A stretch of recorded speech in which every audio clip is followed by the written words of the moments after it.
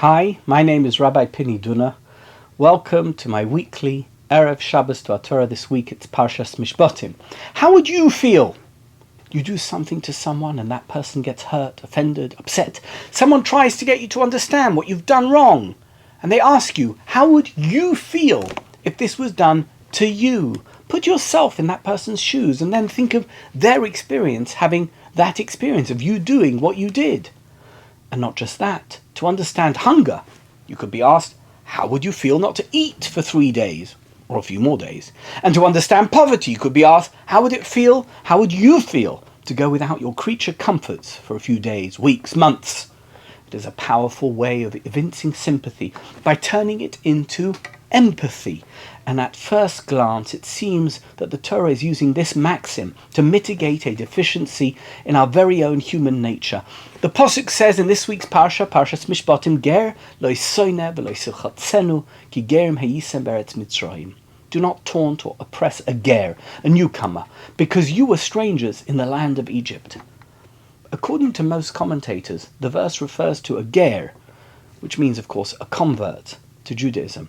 Other commentators suggest that it also applies to any newcomer. In other words, a Jewish person who comes to a new neighborhood or a new synagogue or a new school. Rashi explains that the Torah warns the Jewish nation that they shouldn't be arrogant and horrible towards anyone who joins them. After all, says Rashi, the stranger can easily remind us of our long-forgotten experience in Egypt, where we too were strangers.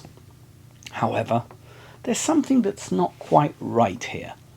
The Torah's set of values is pure. It is objective.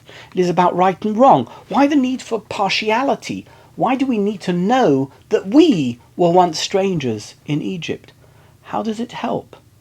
It is inherently wrong to taunt a newcomer, a ger. And that should be enough, right? Shouldn't the Torah just say, don't taunt a newcomer, a ger? It's morally wrong. Let me put it this way. Had we never been to Egypt as slaves, are we suggesting that it would have been okay to taunt strangers? Of course not. Our years of servitude should not be used as the reason that we act with morality. So why does the Torah consider our bad experience a factor? There is a clinical psychologist in New York called Dr. Norman Blumenthal, who has published extensively on the unique experience of Holocaust survivors' children. It is called second-generation syndrome, and is a documented and well-researched emotional phenomenon. In one of his many published works, he relates the case history of a young man whose father, a Holocaust survivor, escaped from a Nazi concentration camp at the age of 16. Now, this father didn't hide in the forest or in a barn when he escaped, but he joined a group of partisans. For the duration of the war, he lived with them, he ate with them, he killed Nazis with them.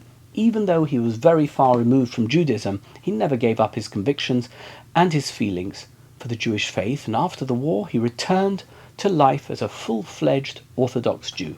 Now one day, this man, this Holocaust survivor, the father of this boy, by now a very successful businessman living a prosperous life in New York, turned to his son and said, "Son, now the easy life is over. Just like me, now you must learn what it takes to survive among the Gentiles." And he sent the young teen to a university in the deep south of the United States where there were no Jews.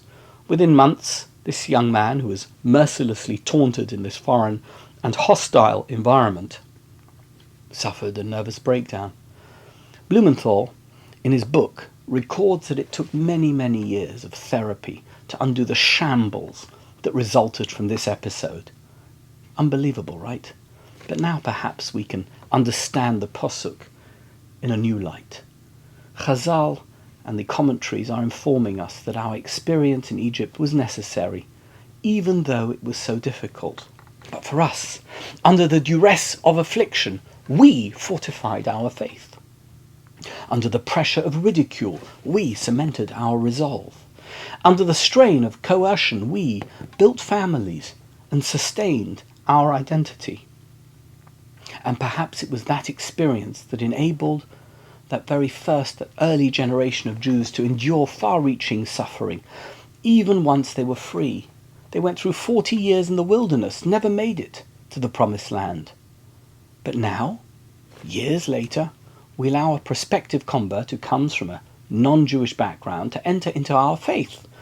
He or she has made a conscious, somewhat comfortable decision to join the ranks of the Jewish religion. Our first reaction could be to have him or her bear the test of the Jew. Let them go through slavery in Egypt and 40 years in the desert. We did it, so they should do it as well. Like boot camp in Fort Bragg or beasting at West Point, we might have the urge, even a compulsion, to put this poor fellow, this poor young lady, through the rigours of our oppression, our difficulties, our challenges. After all, that's what makes us who we are, isn't it?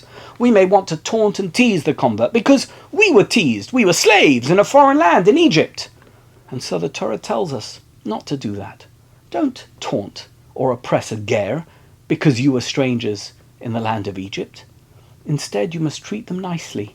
The Pasuk is saying that you should not impose your difficult experiences in life on others who are newcomers to your present situation.